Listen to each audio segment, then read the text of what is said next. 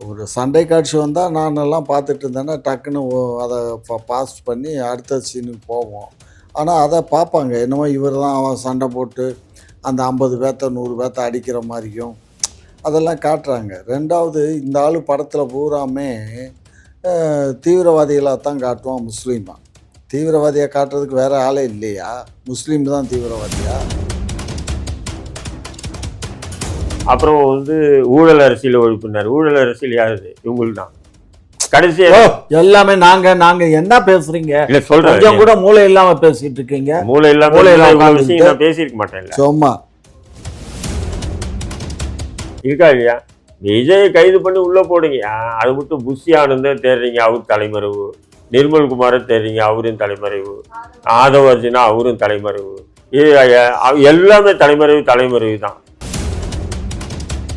நீ சாகடிச்சேன்னு நான் சொல்லுவேன், நீ சொல்லுவேன், நான் தான் சாகடிச்சேன். நம்ம 2 பேருக்குள்ள விளையாடுவோம், தமிழக மக்களை முட்டாளாக்குவோம். இதுதான் திமுக டிவிகேவுடைய திட்டம். ஆனால் தான் விஜய் திரும்ப திரும்ப சொன்ன இல்லையா, 2 பேருக்கு தான் போட்டி. யாருக்கு? டிவிகேவா டிஎம்கேவா? புரியுதுங்களா உங்களுக்கு? எங்க சுத்தி வந்து எங்க நிக்குது பாருங்க. மெயின் ஸ்ட்ரீம் மீடியா திமுக ஐடிவிங்க ஏன் வேலை செய்யுது? அப்ப விஜய்க்கு எதிராக அந்த ஓட்டுக்குள்ள தங்குற. இதுதான் பிண அரசியல்.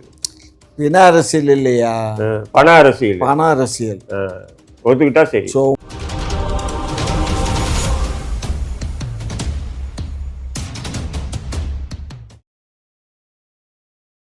சார், இப்போ சமீபத்தில் வந்து நெல்லையில் பெண்களுக்கான ஹாக்கி போட்டி வந்து நடந்தது. அப்போ பார்த்தீங்கன்னா கையெழுத்து இயக்கம் அப்படின்னு சொல்லி ஒரு போட்டி வைக்கிறாங்க.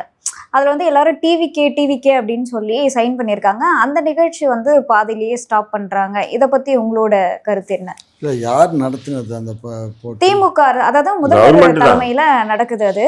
அந்த போட்டியில் வந்து ஒரு கேம் ஒன்று வைக்கிறாங்க, கையெழுத்து இயக்கம்னு சொல்லி. அவங்க சைன் பண்ணுற மாதிரி அதில் வந்து அவங்களோட பேர் வந்து குறிப்பிடாமல் டிவிகேன்னு சொல்லி அந்த மாணவர்கள்லாம் எழுத ஆரம்பிக்கிறாங்க. அந்த மாணவர்கள் எல்லாம் எழுதலடா.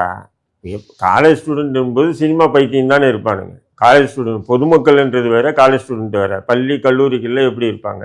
சினிமா பைத்தியம், சினிமா மோகம் தான் இருக்கும். அந்த ஹாக்கி போட்டி விளையாடக்கூடிய மாணவர்கள் தானே எழுதுறாங்க. இல்ல அது இல்ல, பொதுவாக தான் எழுதுறாங்க. அப்ப அந்த காலேஜ் ஸ்டூடெண்ட்டு சினிமா பைத்தியங்கள், சினிமா மோகம், அது 2-3 பேர் எழுதணும்னு அதை நிப்பாட்டிட்டாங்க.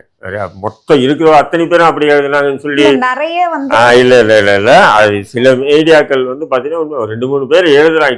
டிவிகேன்னு கையெழுத்து போடும் போது அது என்ன பண்றாங்க, இது நிப்பாட்டுங்கன்னு சொல்லி நிப்பாட்டிடுறாங்க. அந்த நிகழ்ச்சியே நிப்பாட்டல, அந்த கையெழுத்து போடுறது நிப்பாட்டுறாங்க. இதுதான் நடந்ததை தவிர அது இயற்கைமா. சின்ன பசங்க, இப்போ நான் பாஜக விஜய் எதிர்த்து நான் என்ன வேணும் பேசுவேன். என் புள்ள என் பேரன் என்ன பேசுவான், உதாரணத்துக்கு சொல்லுவேன். நடிகர் தானே, அந்த சினிமா பைத்தியம், சினிமா மோகம். விஜய் இதுதான், இந்த மோகம் தான் அந்த கூட்டம் தான். அது போய் அப்பாவிகள் செத்தாங்க. இந்த விஷயத்தை பத்தி உங்களோட கருத்து? இல்லை, அவர் இதில் வந்து தடாரைன்னு சொல்கிறது கரெக்டு தான். அதாவது சினிமாவில் வந்து ஹீரோவை நடித்து அவன் அடிக்கிறான், வைக்கிறான், உதைக்கிறான் அப்படிங்கிறத பார்த்த உடனே அந்த குழந்தைகள்லாம் வந்து, அந்த குழந்தைகள்னால் என்ன, கிட்டத்தட்ட ஒரு 20-25 வயசுக்குள்ளே உள்ளவங்க கூட அதை ரசிக்கிறானுங்க. ஒரு சண்டை காட்சி வந்தால் நானெல்லாம் பார்த்துட்டு இருந்தேன்னா டக்குன்னு அதை பாஸ்ட் பண்ணி அடுத்த சீனுக்கு போவோம்.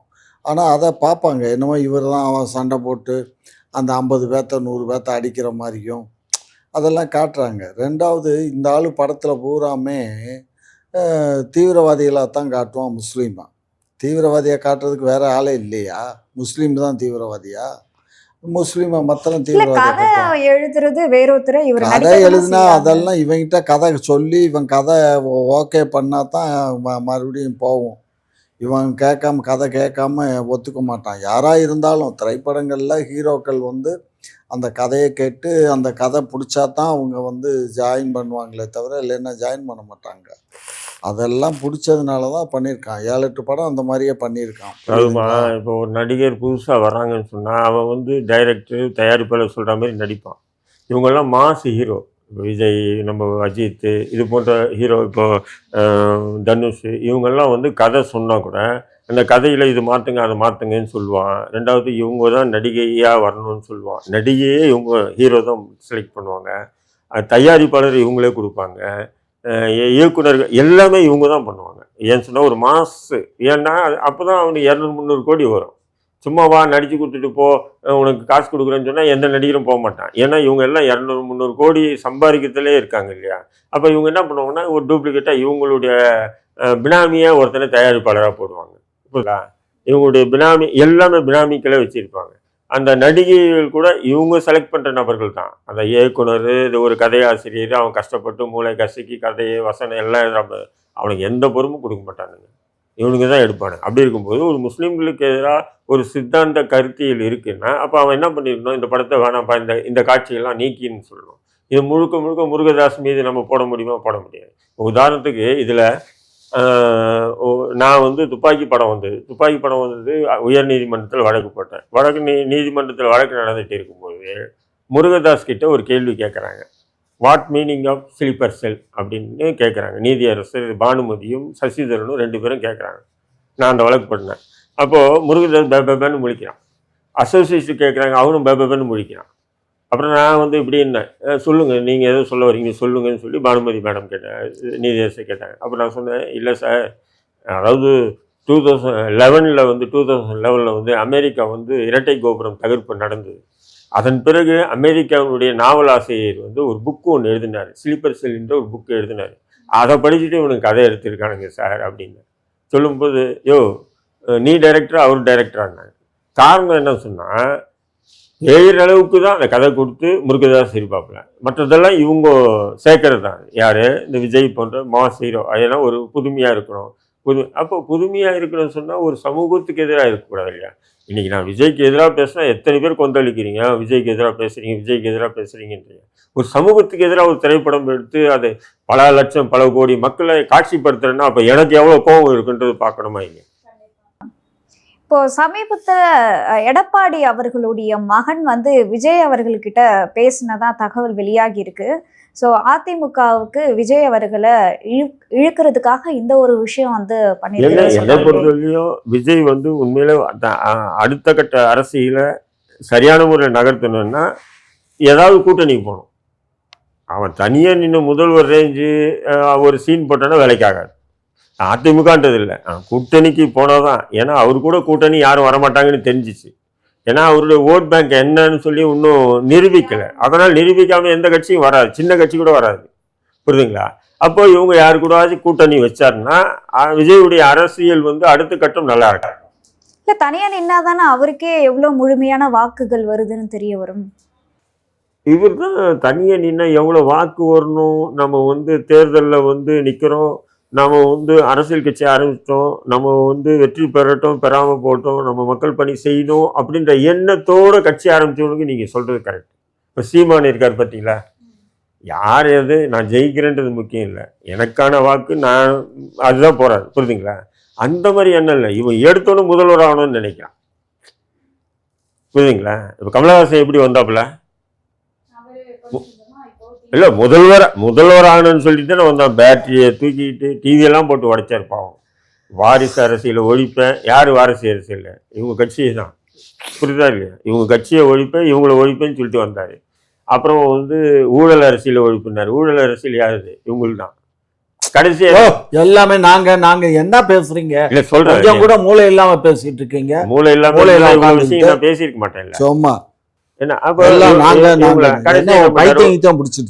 ஒரு 10 கோடி ரூபாய் எக்ஸ்ட்ரா ஊழல் பணத்தை தான் நம்ம ரெஜெண்ட் மூவி கொடுத்தாங்க ஒரு படத்துக்கு. உடனே போய் திமுக ஆதரிச்சிட்டாரு ஒரு எம்பி சீட்டுக்காக. இனி தன்னோட கட்சிக்காரங்க சொல்ற எம்எல்ஏ எம்பி ஆகணுன்ற ஆசை எல்லாம் இருந்துன்னு என் கட்சியில் யாரும் இருக்காரு. ஏன்டா வேணா நீயே வந்து எம்பி ஆகிறதுக்கு தானே ஒரு கட்சி ஆரம்பிச்சு தேவையில்லாம சீனை போட்டு அப்பாவி இளைஞர்களை பலி கொடுத்த. அதே நிலை தான் விஜய் தான். அதனால விஜயையும் கமலஹாசனை மாற்றி பேச முடியாது.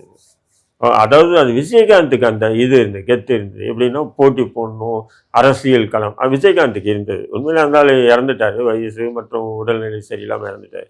இல்லைன்னு சொன்னால் அது ஒரு 3வது உண்டான அரசியல் வந்து தமிழகத்தில் வந்து நிலை பெற்றிருக்கும். விஜய்க்கெல்லாம் அப்படி வாய்ப்பு இல்லை. இப்போ அதாவது பிரேமலதா விஜயகாந்துமே ஒரு கேள்வி வச்சிருக்காங்க. அதாவது விஜய் அவர்கள் வந்து அன்னைக்கு விமானம் ஏறி போனாரே, அதோட இன்னை வரைக்கும் வெளியவே வரல. அது மட்டும் இல்லாம திமுக அரசு வந்து விஜய் பேசும்போது செருப்பு தூக்கி அடிச்சாங்க இல்லையா, அவங்கள ஏன் இன்னும் வந்து கைது பண்ணி விசாரணை நடத்தாம இருக்காங்க? நிறைய சோஷியல் மீடியாவில் யார் செருப்பு தூக்கி போட்டதுன்னு அப்பட்டமா வீடியோ எல்லாம் தெரியுது, ஏன் இன்னும் கைது செய்யல அப்படின்ற ஒரு கேள்வியுமே முன் வச்சிருக்காங்க. நான் திமுகவை தொடர்ந்து குற்றச்சாட்டு வைக்கிறேன். ஏன் விஜயே கைது பண்ணலத்துக்கு பயந்துட்டு இருக்கு திமுக. திமுக வந்து ஒரு பலமான கட்சியெல்லாம் சொல்ல முடியாது, ஒரு திறமையான முதல்வரெல்லாம் சொல்ல முடியாது. இருந்திருந்தால் விஜய் நேரம் எஃப்ஐஆர் தூக்கி போட்டு தூக்கிக்குள்ளே போட்டுக்கணும். பண்ணமா இல்லையா? பட்டவர்த்தனமாக தெரியுது. தன்னுடைய ரசிகர்களை உசுப்பேற்றி இப்படி பலி கொடுத்துருக்குன்றது தெரியுது. புரியுதுங்களா? அப்படி இருக்கும்போது எஃப்ஐஆர் போடு, கைது பண்ணி உள்ளே போடு. நானே சொல்கிறேன், உள்ளன்னு சொன்னால் லைஃபாக உள்ளே வச்சிருக்க போகிறாங்க. ஒரு 2 நாள் 3 நாளில் வெளியே வந்துடுவாங்க, பெயில் கொடுத்துருவாங்க இல்லையா? அப்போ வெளியே வந்துட்டோம், வெளியே வந்து இனியாச்சும் திருந்துட்டோன்ற நான் அதுக்கு திமுக அது பண்ணாது, பயப்படுது. எங்கடா விஜயை தூக்கி உள்ளே போட்டால் 26 தேர்தலில் நம்ம தோற்றுருவோம். புரியுதுங்களா? அந்த பயம் இருக்கு திமுகவுக்கு. சார் அந்த பயம் இல்லை சார். வேற என்ன பயம்? காமுட்டா பசங்களா இருக்கானுங்க பூரா ரசிகர் கூட்டம். அவன் மண்ணெண்ணெய் ஊத்திட்டு கொளுத்திக்கிட்டாங்கன்னா என்ன சாகட்டேன் நானு, சாகட்டும் மண்ணெண்ணெய் எங்களுக்கு நான் சொல்றேன். அப்போ சட்டம் ஒழுங்கெல்லாம் இல்லையா தமிழ்நாட்டுல? அப்ப இவங்க பாருங்க, ரசிகர்கள் கண்டு பயப்படுறாங்க பாருங்க. ரசிகர்கள் இருக்கானுங்க, லூசு பசங்களா லட்சக்கணக்கான ரசிகர்கள் இருக்காங்க. ஏன் அடக்க முடியாது? நானே சொல்றேன், ஜெயலலிதாவை கைது இல்ல, நானே சொல்றேன், ஆனந்தப்பட்ட ஜெயலலிதாவை கைது பண்ணி உள்ள போட்டாங்களே, ஜெயலலிதா கலைஞர் கைது உள்ள போட்டுச்சா இல்லையா? கட்டமைப்பு உள்ள கட்சி எல்லாம் வந்து நாங்க இந்த மாதிரி காமுட்டா ரசிகர்கள் கூட்டம் அப்ப இருக்கு. அந்த மக்களை, அந்த இளைஞர்களை திருத்துறது அரசுடைய கடமையா இல்லையா? அப்போ நீங்க அவங்கள கண்டு பயப்படுறீங்கன்னு சொன்னா அப்போ இந்த 41 பேர் பலிக்கு காரணம் நீங்க தான்ன்றது ஆகும். இருக்கா இல்லையா? விஜயை கைது பண்ணி உள்ள போடுங்க. அதை விட்டு புஷி ஆனந்த தேடுறீங்க, அவரு தலைமறைவு. நிர்மல்குமாரை தேடுறீங்க, அவரும் தலைமறைவு. ஆதவ அர்ஜுனா அவரும் தலைமறைவு. எல்லாமே தலைமறைவு தான். புரியுதுங்களா? அப்போ நீங்க தலைமறை ஆனவங்களை கண்டுபிடிக்க முடியாது போலீஸ். இதே நான் தலைமறை இருந்தால் விட்டுருக்குமா போலீஸ்? அம்மா என் குடும்பத்தில் இருக்கிற அத்தனை பொம்பளைங்களும் தூக்கிட்டு வந்து ஸ்டேஷனில் உட்காரிச்சு 5 நிமிஷத்தில் கொண்டு வருவீங்களா இல்லையா? நான் கேட்குறேன் நான். அப்போது ஏன்னா இன்னைக்கு வந்து ஏதோ ஒரு நம்ம 18, 17ஆம் நூற்றாண்டில் வாழல, 21ஆம் நூற்றாண்டு வாழல. சோசியல் மீடியா வித்தின் செகண்டில் பிடிப்பாங்க காவல்துறை நினச்சினா. காவல்துறை பிடிக்கிற எண்ணம் இல்லை. அவர் இன்னும் தலைமறைன்னு சொன்னால் முகமுடியை வந்து போட்டுக்கிட்டு எங்கேயோ ஓலாவில் இல்லை எங்கேயோ நாட்டுக்கு ஓடி தப்பி ஓடி போடல. 4 பேர் இங்கே தான் இருக்காங்க. காவல்துறை நினைச்சா வித்தின் செகண்ட். அப்போ காவல்துறை என்ன நினைக்குதுன்னா, தமிழ்நாட்டில் 2 பேர் தான் விளையாடணும் அரசியலில். ஒன்று நீ, இன்னொன்று நான். நீ சாகடிச்சேன்னு நான் சொல்லுவேன், நீ சொல்லுவேன், நான் தான் சாகடிச்சேன். நம்ம 2 பேருக்குள்ள விளையாடுவோம், தமிழக மக்களை முட்டாளாக்குவோம். இதுதான் திமுக டிவிகேவுடைய திட்டம். ஆனால் தான் விஜய் திரும்ப திரும்ப சொன்ன இல்லையா, 2 பேருக்கு தான் போட்டி, 2 பேருக்கு தான் போட்டி. யாருக்கு? டிவிகேவா டிஎம்கேவா? புரியுதுங்களா உங்களுக்கு? எங்க சுத்தி வந்து எங்க நிக்குது பாருங்க. சார், இப்போ சமீபத்துல பாத்தீங்க அப்படின்னா தமிழகத்துல தயாரித்த மருந்து வந்து மத்திய பிரதேசத்துல குழந்தைங்களுக்கு கொடுத்து 11 குழந்தைகள் வந்து இறந்திருக்காங்க. இது எப்படி பாக்குறீங்க? இல்லை, அது மருந்து வந்து பார்த்தீங்கன்னு சொன்னால் முழுக்க அது மத்திய அரசினுடைய அனுமதியோடு தான் தயாரிக்க முடியும். தமிழ்நாட்டில் கம்பெனி இருக்கலாம், ஏன்னா அந்த மருந்து கம்பெனியை தயாரிக்கிறது மாநில அரசுடைய கட்டுப்பாட்டில் இருக்குல்ல, மத்திய அரசுடைய கட்டுப்பாட்டில் இருக்குது. கம்பெனி தமிழ்நாட்டில் இருக்கிறதுனால எனக்கு திமுக பிடிக்காதுன்றதுனால திமுகவை குற்றச்சாட்டு வைக்க முடியாது. நான் ஒன்றே அண்ணன் இல்லை, திமுகவுக்கு முட்டு கொடுக்குற மாரி இன்னொரு கட்சி எதுக்கு? நமக்கு நியாயம் என்ன இருக்குது அதுதான் பொருத்தத்தை பேசணும். புரியுதுங்களா? அப்போது அது தமிழ்நாட்டில் அந்த கம்பெனி இயங்கலாம். பட் அந்த தமிழ்நாட்டில் அந்த கம்பெனியை இயக்கியது திமுக காரனாக இருந்தால் நம்ம குற்றச்சாட்டு வைக்கலாம். யாரோ ஒருத்தன் காசுக்காக வந்து இப்படி விற்பனை பண்ணிட்டு அங்க இருக்க அதிகாரிகள்லாம் என்ன சொல்றாங்க அப்படின்னா, இதை கூட கவனிக்காம ஒரு அரசு இருக்குன்னா என்ன சொல்றது அப்படின்றாங்க. இல்லை, அதுதான், அது மத்திய அரசு இதில் தானே வருது. மருந்து தயாரிப்பு என்பது முழுக்க மத்திய அரசுடைய கட்டுப்பாட்டில் தான் இருக்குது. புரியுதுங்களா? அது மாநில அரசுடைய இதில் மருந்து தயாரிக்கிறதுல இருக்கு. கம்பெனி இருக்கிறது தமிழ்நாட்டில் இருக்கலாம், மின்சாரம் இடம் எல்லாமே இங்கே இருக்கலாம். சென்ட்ரல் கவர்மெண்ட் லைசன்ஸ், ஸ்டேட் கவர்மெண்ட்டுடைய லைசன்ஸ் வாங்கி நானும் நீங்களும் வந்து கம்பெனி ஆரம்பிக்க முடியாது. புரியுதுங்களா? அப்போ வந்து மத்திய அரசினுடைய கட்டுப்பாட்டில் இருக்கக்கூடிய ஒரு இதுதான் அந்த மருந்து தயாரிக்கக்கூடிய விஷயங்கள் எல்லாம். அதனால நம்ம இதை நேரடியாக நம்ம அந்த விஷயம் பேச முடியும். இதை பற்றி உங்களோட கருத்து? அதாம்மா, காஞ்சிபுரத்தில் தாம்மா காப் சிரப் தயார் பண்ணியிருக்காங்க. நானும் கொஞ்ச நாள் வந்து ஒரு லைசன்ஸ் வாங்கி நான் வந்து நானும் காப் சிரப்பு இன்னும் சில மெடிசன்ஸ் எல்லாம் மதுரையில் தயார் பண்ணிட்டு தான் இருந்தேன். சரிங்களா? அப்போ எல்லாம் வந்து அதுக்கு முறைப்படி நமக்கு வந்து அதுக்கு தேவையான ஃபார்மசிஸ்டெல்லாம் அப்பாயின்மெண்ட் பண்ணி, அந்த என்னென்ன ரேஷியோவில் கலக்கணும், அந்த இதெல்லாம் அப்படிங்கிறதெல்லாம் கணக்கு இருக்குது. அதுபடி கலந்து அதுபடி தயார் பண்ணியிருந்தா இந்த ப்ராப்ளம் வந்திருக்காது. ஒன்றும் இது ரேஷியோ அதிகமாக இருக்கணும். அதிகமாக தான் ஆயிருக்கு. கம்மியாக இருந்தால் ஆயிருக்காது. அதிகமாக ஆயிடுச்சு. அதிகமானதுனால அதாவது காப் சிரப்பில் வந்து உடனே நிற்கணும் அப்படிங்கிறதுனால ஒரு கொஞ்சம் எம்எல்லை கூட்டுவோம் அப்படின்னு நினைக்கிறாங்க. அது பெரியவங்களுக்கு வேணால் சரியாக வரும். சிறு குழந்தைகளுக்கு அதை கொடுக்கும்போது சரி வராது. ரொம்ப காட்டமாக இருக்கும். அது அந்த குழந்தைகள் வந்து அந்த இதை தாங்கிக்காது. ஸோ அதனால தான் வந்து இது இறந்து போயிருக்காங்க. அதனால் இப்போ அந்த ஓனரையும் அரெஸ்ட் பண்ணியிருக்காங்க. அந்த ரெக்கவுண்ட் பண்ண ஒரே டாக்டர் தான் ரெக்கவுண்ட் பண்ணியிருக்காரு. அவரையும் அரெஸ்ட் பண்ணியிருக்காங்க. ஸோ இது வந்து ரொம்ப ரேரு. இது இந்த மாதிரி கேஸஸ் வர்றது ரொம்ப ரேரு. பட் இது எங்கள் தமிழ்நாடு அரசுக்கும் அதுக்கும் சம்மந்தம் இல்லை. பட் சம்மந்தம் இல்லைனாலும் தமிழ்நாட்டில் இருக்கிறதுனால நாங்கள் அதை மேற்பார்க்க இயலாது. பட் அதுக்குன்னு ஒரு இருக்கார், இன்ஸ்பெக்டர் ஆஃப் மெடிசன்ஸ்ன்னு இருக்காங்க. அவங்க தான் இதை பண்ணுவாங்க. இப்போ ஒவ்வொரு பேட்ச் பண்ணுறாங்கன்னு வச்சுக்கோங்களேன். ஒவ்வொரு பேட்ச்னா ஒரு 10,000 பாட்டில் தயார் பண்ணாங்கன்னா ஒரு 4 பாட்டில் 5 பாட்டில் வந்து அந்த அவங்களுக்கு போகும். அவங்க லேப் வச்சுருப்பாங்க, சென்ட்ரல் கவர்மெண்ட் லேபு. அதில் செக் பண்ணுவாங்க. செக் பண்ணி அது சரியாக இருக்குதுன்னு சொன்னால் அதுக்கப்புறம் அதுக்கு ட்ரேட் மார்க் ஒன்று கொடுப்பாங்க. அதை அதில் சீல் பண்ணி தான் சேலுக்கு போகும். இது ஏதோ ஒரு தவறு நடந்திருக்கு. பட் அது இல்லை இதில் வந்து முக்கியமாக வந்து பார்த்தீங்கன்னா இது காப் சிரப் அண்ணன் சொல்கிற மாதிரி தான். காப் சிரப் தான். இப்போ இது மகாராஷ்டிரா உட்பட நிறைய பேர் குழந்தைங்க வந்து இறந்துருக்காங்க. இப்போ என்ன ஆகுதுன்னா அந்த காப் சிரப்பில் வந்து பார்த்தீங்கன்னா இது தயாரிக்கக்கூடிய கம்பெனிகள் பெரும்பாலும் என்ன பண்ணுறாங்கன்னா பணத்துக்காக என்ன பண்ணுறாங்கன்னா அதில் வந்து பவர் அதிகமாக போடுறான். ஏன் சொன்னால் இப்போ உதாரணத்துக்கு நீங்கள் வந்து பார்த்தீங்கன்னா நீங்கள் ஒரு மூடி குடித்தாவே நல்ல அந்த இரும்புலெல்லாம் வந்து தூக்கம் அப்படியே ஃப்ரீயாக வரும். அதே ஒரு பாட்டில் குடிச்சிங்கன்னு வச்சுக்கலாம், 2 நாளைக்கு அவன் அந்த மப்புலேயே இருப்பான். அது ஒரு போதை. புரியுதுங்களா? இல்லை, அதில் ஆல்கஹால் பயங்கரம் மிஸ்க்கு. அப்போ என்ன பண்ணுறான்னு சொன்னால் இப்போ சிறையில் கூட நாங்கள் இருக்கும்போது இப்போ எங்ககிட்டலாம் வந்து நாங்கள் போய் கேட்போம், காப் சிரப்புன்னு கேட்டால் பாட்டிலில் கொடுப்பான். ஆனால் மற்ற கைதிகள் யார் கேட்டாலும் என்ன பண்ணுவோன்னா அந்த ஒரு மூடியிலே பாதி தான் கொடுப்பான். இரும்பல் இந்த மூடியிலே பாதி தான் கொடுப்பான். ஆனால் எங்ககிட்ட பாட்டில் ஏன் கொடுப்போம்னா நாங்கள் அதிகமாக குடிக்க மாட்டோம், கொஞ்சம் தேவையின்னு தான் குடிப்போன்றது தெரியும். இப்போ வெளியே வந்து பார்த்தீங்கன்னு சொன்னால் எந்த மருந்து கடையிலையும் போயிட்டு நீங்கள் காப் சிரப்புன்னு கேட்டால் கொடுக்குறான். ஒரு 2 பாட்டில் 3 பாட்டில் வாங்கி குடிச்சிட்டு அது ஒரு விதமான போதை. அது பயங்கரமான போதை. அது எப்படின்னு சொன்னால் நீங்கள் ஒயின் அடிக்கிறதோட கஞ்சா பவுட்ரு போடுறதோட இது பார்த்தீங்கன்னா ஒரு வித்தியாசம். அப்போது இந்த விற்பனை ஆக ஆக இந்த கம்பெனிகள் என்ன பண்ணுறோன்னா அதனுடைய இது வந்து அந்த போதையினுடைய இதை வந்து கூட்டும்போது இப்போ இறந்ததெல்லாம் பாருங்கள், மக்கள் இல்லை, குழந்தைகள் தான் இறந்துருக்காங்க.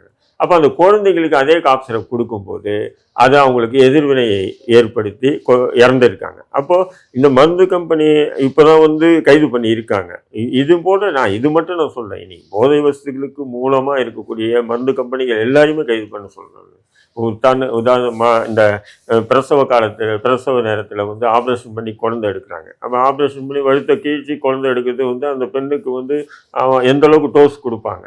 அப்போ அந்த ஐப்ரோன்ற ஒரு டேப்லெட் அது ஒரு 2-3 டேப்லெட் கொடுத்து அதன் பிறகு தான் அந்த வந்து ஆப்ரேஷன் பண்ணுறோம். ஏன்னா வலி தெரியாது. இப்போ அந்த மாத்திரைகள் வந்து சாதாரணமாக நானும் நீங்களும் போய் டாக்டர் இது டிஸ்பென்சரியில் கேட்டால் இல்லைன்னு சொல்லுவாங்க. ஆனால் ஹாஸ்பிட்டலுடைய ரெக்கமெண்ட் லெட்டர் இருக்கணும், அதுவும் அந்த பெண்ணுடைய கனவுன்னு இருக்கணும். வாங்குறவங்க வேறு யாரும் கூட ஹாஸ்பிட்டல் ரெக்கமெண்டேஷன் தான் கொடுத்துட மாட்டான். ஒரு பெண்ணுக்கு அட்மிட் பண்ண ரிசீது அந்த பெண்ணுடைய கணவர், அவன் போய் கேட்டால் தான் அந்த மாத்திரையை கொடுப்பான். அவ்வளோ ரெஸ்ட்ரிக்ஷன், அதாவது அந்தளவு கட்டுப்பாடுகள் இருக்குது. ஆனால் இன்றைக்கி சர்வசாதாரணமாக என்ன இருக்குதுன்னு சொன்னால் எல்லா மெடிக்கல் ஷாப்லேயும் அதை வந்து அந்த மாத்திரை அந்த 10 மாத்திரை உள்ள அட்டையை வந்து 2000 ரூபா 2500 சர்வசாதாரணமாக விற்கிறாங்க. அப்போ அவனுக்கு வந்து ஒரு மெடிக்கலாக விற்கணும்னு சொன்னால் 150-200 ரூபாய்க்கு விற்க வேண்டிய மாத்திரை 2000 ரூபா 2500 விற்கிறான். இல்லை, அப்போ அது என்ன பண்ணுறான், பயங்கரமாக இறக்குமதி செய்கிறான். அப்போ இந்த மாத்திரைகளை போட்டு தான் எனக்கு கொலைகளெல்லாம் பண்ணுறாங்கல்ல. அவனுக்கு ஒரு 4 மாத்திரை அவன் போட்டான்னு சொன்னால் அவன் உடம்புல வந்து ஒன்றுமே தெரியாது. அவனை எவனாவது வெட்டி குத்தி இழிச்சாலும் தெரியாது. கொக்கைன் சாப்பிட்றது அதோட மோசமானது இந்த மாத்திரை. ஏன்னா அவ்வளோ மரத்து போய் 3 நாள் அவனுக்கு ஒன்றுமே தெரியாது. அப்போ இவனை என்ன பண்ணுறாங்க, கைது பண்ணுறாங்க. கைது பண்ணி போலீஸ் கை ஓடிக்கிறாங்க. ஜெயிலில் வருவான். நான் உட்காந்துருப்பேன், என்னடா நான் சிரிச்சிட்டே வருவேன், டே ரத்தம் ஒழுகுறா அப்படின்னா கவலையப்பட மாட்டான். அந்த 3 நாள் அந்த போதை இறங்கின பிறகு கத்துவான் பாருங்க, ஜெயிலே ஆகுறோம். புரியுதுங்களா? அப்போ இந்த காப் சிரப் மட்டும் இல்லை, இது போல் நிறைய மருந்து மாத்திரை மூலிமா தான் போதை வசதிகளே தயாரிக்கிறாங்க. இந்த மெபட்ரன் என்ற ஒரு டேப்லெட், அது மட்டும் இல்லை, அதுவும் டேப்லெட் தான்.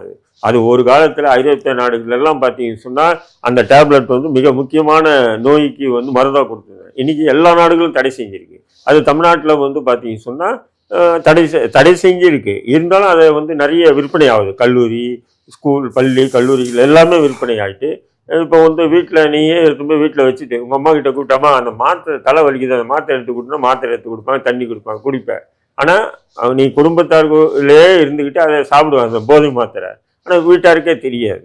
அது வந்து மெபட்ரன்ற ஒரு டேப்லெட்டு, இந்த காப் சிரப்பு, இதுமாரி எண்ணற்ற வகைகள் வந்து எல்லாமே இந்த மருந்து கம்பெனியுடைய. இது மருந்து கம்பெனி நீங்கள் நானும் தயாரிக்க முடியாது, எல்லாம் கார்பரேட்டுகளால் தயாரிக்குது.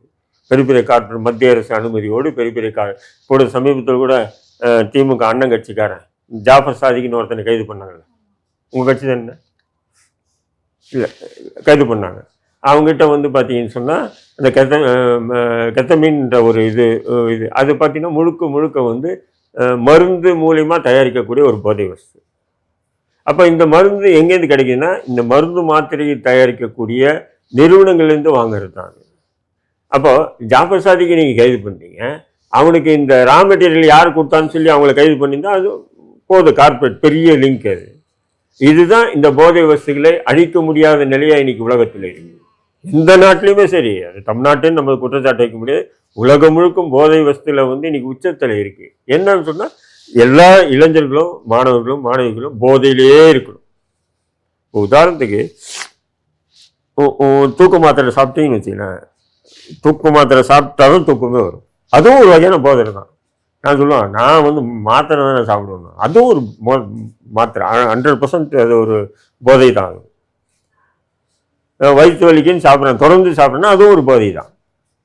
மருந்து மாத்திரைகளே போதைகள் தான் இன்னைக்கு. அப்போது இந்த காப் சிரப்பை வந்து அந்த டோஸ் அதிகப்படுத்துறதுனால அப்போ தான் அவனுக்கு விற்பனை அதிகமாகுது. யார் விற்பனை அதிகமாக்குறான்? போதை வஸ்துகள் பயன்படுத்தக்கூடிய இளைஞர்களை சீரழிக்கிறதுக்காக தயாரிக்கிறது. அது குழந்தைகளுக்கு போனதுனாலுடைய விளைவு தான் இது. சார், இப்போ வந்து ராஜேந்திர பாலாஜி அவர்கள் வந்து ஒரு விஷயத்த முன்வைக்கிறாரு. என்ன அப்படின்னா, திமுகவை எதிர்க்கிறதுக்கு அது எந்த கட்சியாக இருந்தாலும் நாங்கள் அவங்களுக்கு அழைப்பி விடுவோம்னு சொல்லியிருக்காரு. இவ்வளோ அதுவும் விஜய் இன்க்ளூடிங் விஜய்க்கும் சொல்லியிருக்காரு. இவ்வளோ விஷயம் நடந்ததுக்கு அப்புறமும் விஜய் அவர்களை வந்து இழுக்கிறதுக்கான காரணம் என்னன்னு நினைக்கிறீங்க? ஏம்மா, ராஜேந்திர பாலாஜி, அதுக்கப்புறம் மதுரையில் ஒரு தம்பி இருக்குது ரெவன்யூ மினிஸ்டர், அவர் திருமங்கலம் எம்எல்ஏ, இதுகெல்லாம் வந்து அதே மாதிரிக்கு செல்லூர் ராஜு, ஒரு 4-5 பேர் போன அமைச்சரவையிலையும் அம்மா அமைச்சரவையிலையும் போன அமைச்சரவையிலும் அமைச்சராக இருந்தாங்க. இவங்கெல்லாம் வந்து ஒரு கவுன்சிலராக இருக்கிறது கூட லாய்க்கு இல்லாத அன்ஃபிட் பேர்சன்ஸு. அவங்கள கொண்டுட்டு வந்து எம்எல்ஏவாக்கி அம்மா வந்து மந்திரி ஆக்குனாங்க. அதை வச்சுக்கிட்டு இவங்க என்ன தேவைனாலும் பேசுவாங்க. அரசியலுங்கிறது வந்து இப்போ நான் பேசுகிறேன், தடாரையும் பேசுகிறாங்கன்னா, நாங்கள்லாம் வந்து கிட்டத்தட்ட ஒரு 60 ஆண்டு கால அரசியலை நான் பார்த்துட்டு உக்காந்துருக்கேன். எப்படி அரசியல் என்ன ஆகுதுன்னு, நேற்று இருந்த அரசியல், இன்றைக்கி இருக்க அரசியல், நாளைக்கு எப்படி இருக்கும் அப்படிங்கிறதெல்லாம் பேசுகிறோம். அவங்களுக்கு வந்து ஏதோ அவங்க தலைவர் இப்போ ஜெய போடணும், அவங்க தலைவருக்கு கூட கூட்டணிக்கு ஆளுகளை திரட்டணும் அப்படிங்கிற எண்ணத்தில், அதாவது விஜய்க்கு வந்து ஒரு ரசிகர்கள் கூட்டம் இருக்குது, அந்த கூட்டம் நம்ம கூட வந்தால் நம்ம ஆட்சியை பிடிச்சிடலாங்கிற அந்த ஒரு எண்ணத்தில் அவங்க ரசிகர் கூட்டம் அதிமுக ஆட்சியை பிடிக்காதா? அது அதிமுக ஆட்சியை பிடிக்கிற காலம்லாம் மலையேறி போச்சு. அது ஜெயலலிதா அம்மா இருந்திருக்கணும், இல்லை கலைஞர் எம்ஜிஆர் இருந்திருக்கணும். அதனால் எம்ஜிஆருங்கிற அந்த இதெல்லாம் போயிடுச்சு. இப்போ வந்து அதிமுகங்கிறது வந்து சிறுவப்பாளையம் திரு எடப்பாடியார் அவர்கள் ஆட்சி காலம். அதனால் அதெல்லாம் ஒன்றும் ஆகாது. சரியா? போன சட்டமன்றத்தில் வந்து கிடைச்ச அந்த எம்எல்ஏ கூட இந்த முறை கிடைக்காது. ஏன்னு கேட்டிங்கன்னா, என்ன தான் அவங்களுக்கு பரப்புரை பண்ணும்போது ஒவ்வொரு பரப்புரைக்கு எப்படியெல்லாம் பண்ணுறாங்கங்கிறது எனக்கு தெரியும். நான் இப்போ கண்கூடாக பார்த்துக்கிட்டு தான் இருக்கேன். அதனால் இந்த கூட்டங்களையெல்லாம் வச்சு இவங்களுக்கு வருதுன்னு சொல்ல முடியாது. பட் விஜய்க்கு அதை வந்து கண்டிப்பாக ஒரு 10% வாக்குகள் வரும். ஒரு 4-6லேருந்து ஒரு 10% வாக்குகள் வரும். ஸோ அந்த ஓட்டு, பாஜக ஓட்டு, அதிமுக ஓட்டு, இது 3 சேர்த்தா நம்ம எப்படியாவது ஆட்சியை பிடிச்சிடலாங்கிற ஒரு நப்பாசை. ஏம்மா, இது எல்லாத்துக்கும் இருக்கத்தாண்டா செய்யும். இப்போ எங்களுக்கு ஆளுங்கட்சிக்கு நாங்கள் வந்து மீண்டும் ஆட்சிக்கு அவங்களுக்கு இருக்கு. இன்னைக்கு அதனால தான் அவசர அவசரமாக கமலஹாசனை இவங்களுக்கே இருக்குது. கமலஹாசனை கரூருக்கு அனுப்பியிருக்காங்க. இப்போ கரூர் போயிட்டு இருக்கார் கமலஹாசன். யாருன்னா அந்த இறந்த 40 பேருடைய குடும்பத்தாரை சந்தித்து ஆறுதல் சொல்கிறதுக்கு போகிறாராம். இருக்குதுன்னு ஆசை. ஏன்னு சொன்னால் எப்படியாவது வந்து இந்த நான் சொன்ன தொடர்ந்து இப்போ தான் நான் பார்த்தேன் அது கமலஹாசன் போகிறது.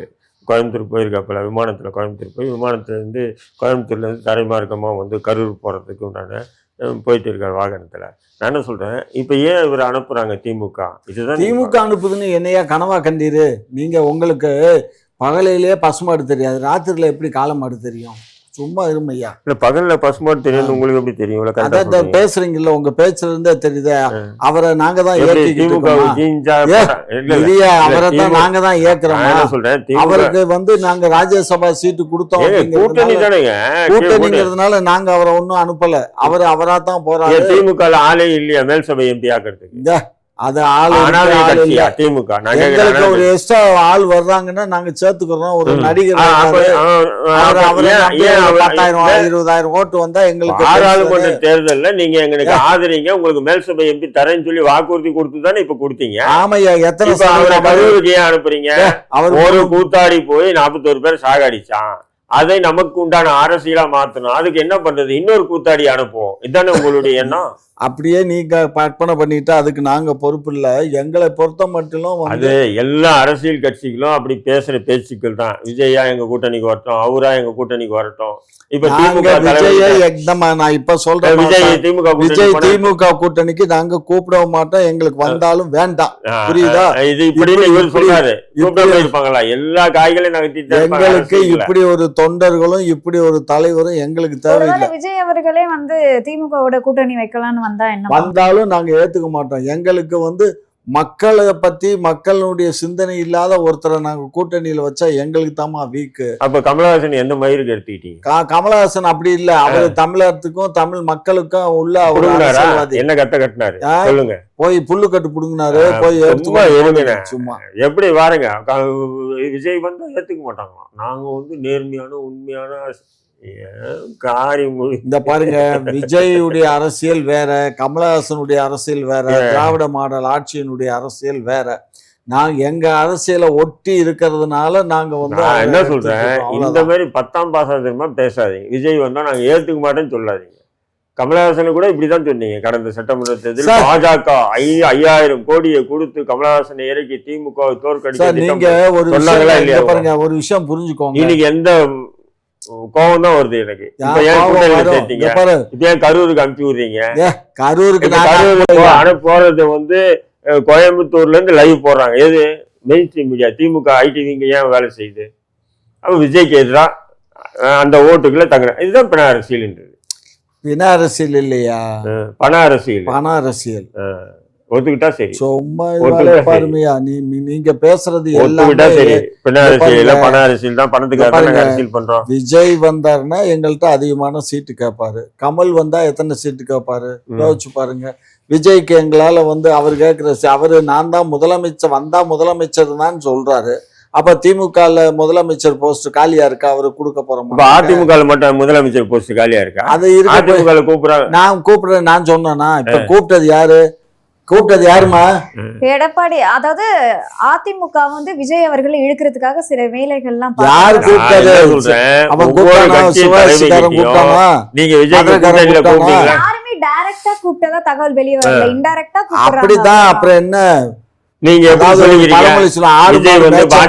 சொல்லிதான் செயல்படுதுன்னு நீங்க உங்களுக்கு உண்டான கற்பனையா சொல்லிக்கிறீங்களா? அதே மாதிரி இதுவும் கற்பனையா தான். ஆடு மேய்ச்ச மாதிரி ஆச்சு, மாடு மேய்ச்ச மாதிரி ஆச்சு, அண்ணனுக்கு பொண்ணு பார்த்த மாதிரி ஆச்சுங்கிற கதை தான் இந்த கதை. புரியுதா? கிராமங்கள்ல உள்ள பழமொழி அது. எப்படி ஆடு மாடு மேய்ச்சது மாதிரி ஆச்சு, அண்ணனுக்கும் பொண்ணு பார்த்த மாதிரி ஆச்சும்பாங்க. அது மாதிரி தான் இவனுக்கு பார்க்குற வேலை. சரியா? அதனால எங்களுக்கு எதை பற்றியும் கவலை இல்லை. மக்களை பற்றி தான் சிந்திக்கிறோம். மக்களுடைய சிந்தனைக்கு தான் நாங்கள் இடம் கொடுக்குறோம். அதனால 26 தேர்தல் திராவிட மாடல் ஆட்சி, திராவிட முன்னேற்ற கழகம் மீண்டும் எங்களுடைய முதல்வர் ஸ்டாலின் தலைமையில் ஆட்சி அமையும். உங்களோட நேரத்தை ஒதுக்கி பல்வேறு கேள்விக்கு விளக்கம் அளிச்சிருக்கீங்க. அதற்கு நன்றி.